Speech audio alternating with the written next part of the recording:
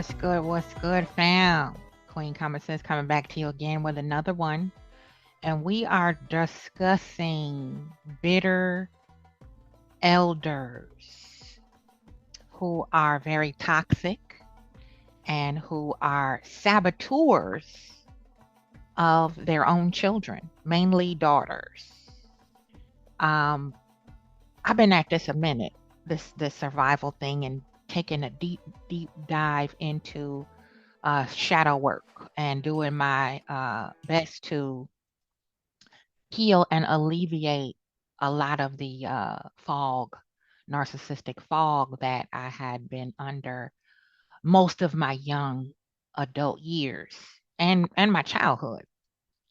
But I was on TikTok and I found this young lady, beautiful young lady, Marie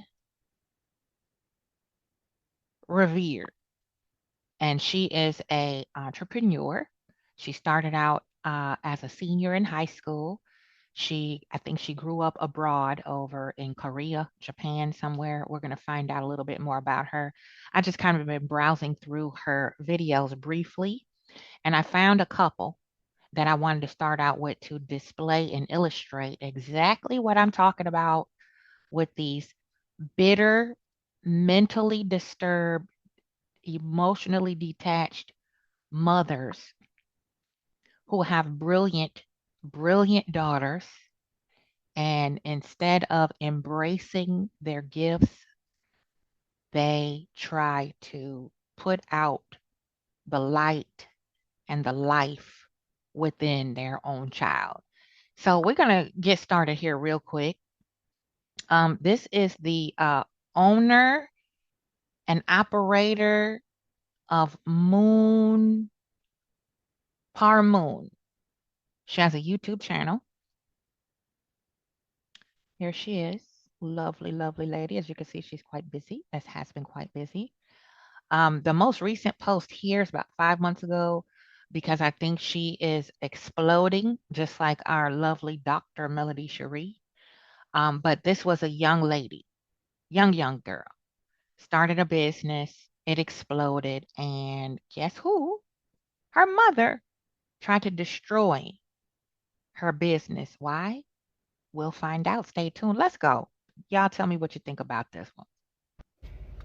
Running a multi-million dollar business at the age where I started at 17 and now I'm 25, so 8 years later, has been the hardest thing I have ever done in my life. Like, I graduated high school, I started my business my senior year of high school, I graduated, I moved back to America, and my business has been my only income, has been my only passion, drive, and just my mindset. I never envisioned me ever in my life like being able to do something else outside of my business. But I feel like 8 years later, I feel like I'm losing my spark. I feel like I'm losing like my drive and my ambition and just my oomph when it comes to like my business. And it's really scary.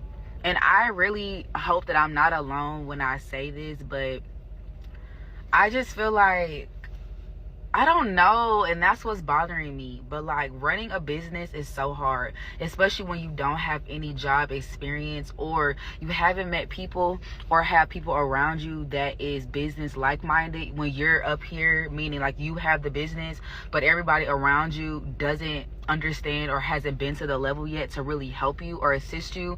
It's so hard. Like, this shit is hard, y'all. Like, for real. Don't let the pictures and, the nice things and the warehouses and all that fool you. Don't get me wrong. It's blood, sweat, and tears. And I mean majority tears in this situation. But this is a lot. Like, yeah, I don't know. So there's a peekaboo into the day end of life of a very young entrepreneur, beautiful melanated queen. Wouldn't any mother be proud of this? Now, this is why she's feeling a little blue. Let's go on to the next one, shall we? And this is going to really open your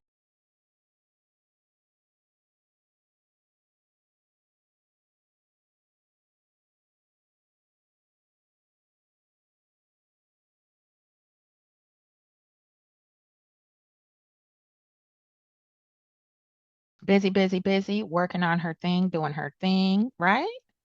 Now, let's go to the breakdown of why this beautiful queen is feeling a little blue.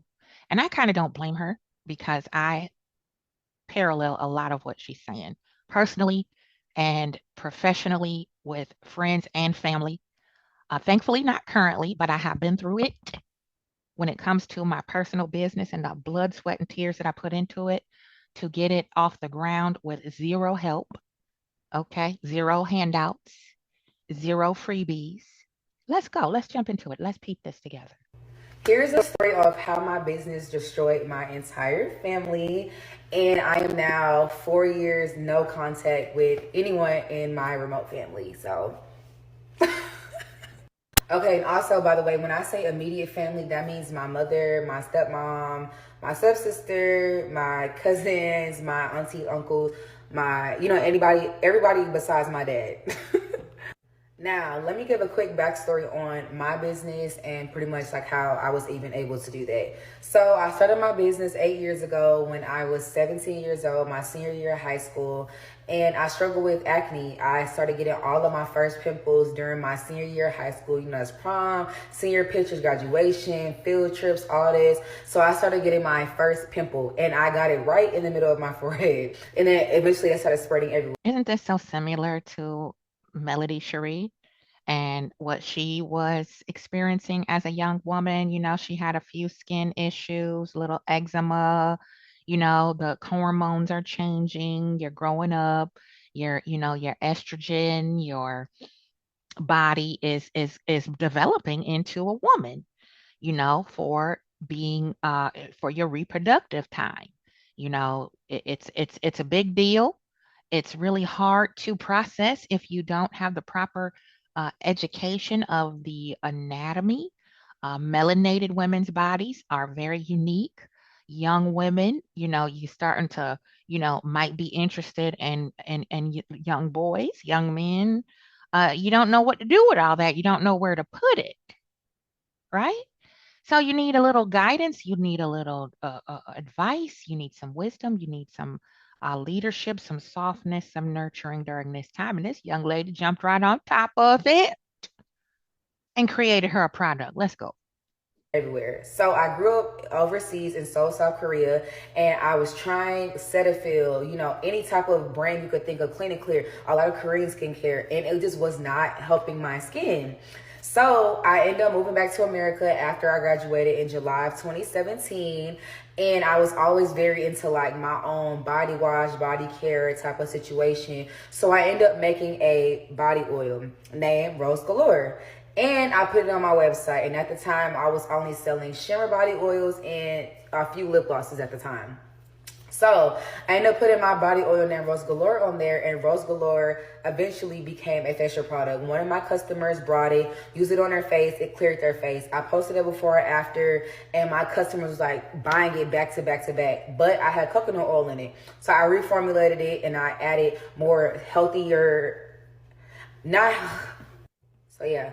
I also reformulated and I added vitamin E to it, rosehip, organic rosehip oil, argan oil, like a lot of more fattier oils to it to really help me reformulate it so it wasn't very clogging because the main ingredient in my body oils was coconut oil at the time.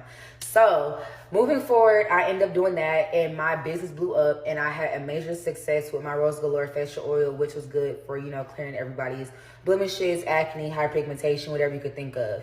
So fast forward, we hit COVID.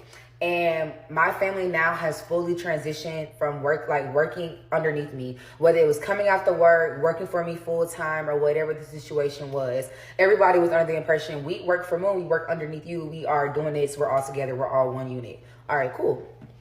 So moving forward after that, April 30th was my $1 million restock. This is a restock that we have been prepping. She had $1 million in her early teens, late teens, early 20s. Hit $1 million, this young lady. Brilliant, brilliant, brilliant. And check the peep this, y'all. You're not going to believe it. Let's go. for. We were filling, stuffing, labeling, doing whatever we can. And my website opened exactly at 11:59 EST. So I was in Atlanta, Georgia at the time. So the website opened. We had so many people on the website. And we actually hit $1 million in 8 minutes on there. And ever since then, my business has been a mainstream multi-million-dollar business. So yeah, I just wanted to throw my little 1-2 out there. But anyway, moving forward on 4 years no contact and how all of this blew up. All right. So she had to go no contact with the majority of her family because of her growing, expanding business that exploded, creating not only generational wealth, but sound to me like it's Black excellence. I don't know.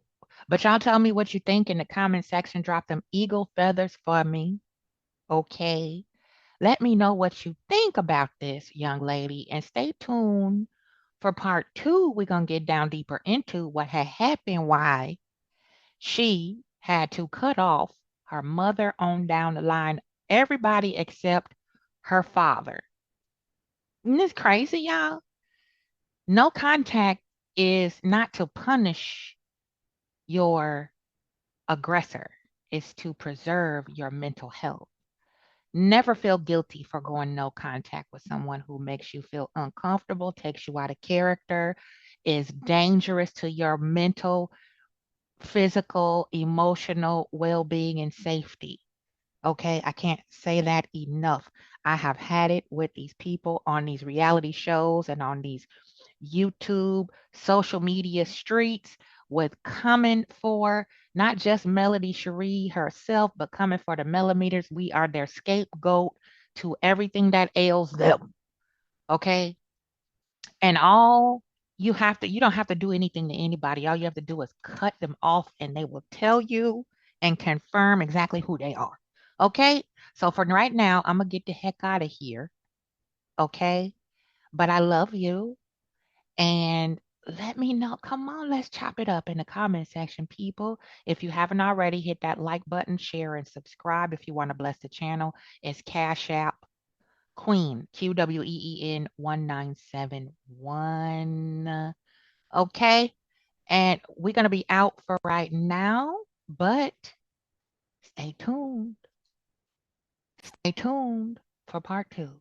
Okay. This is going to be good, y'all. You're not going to regret this.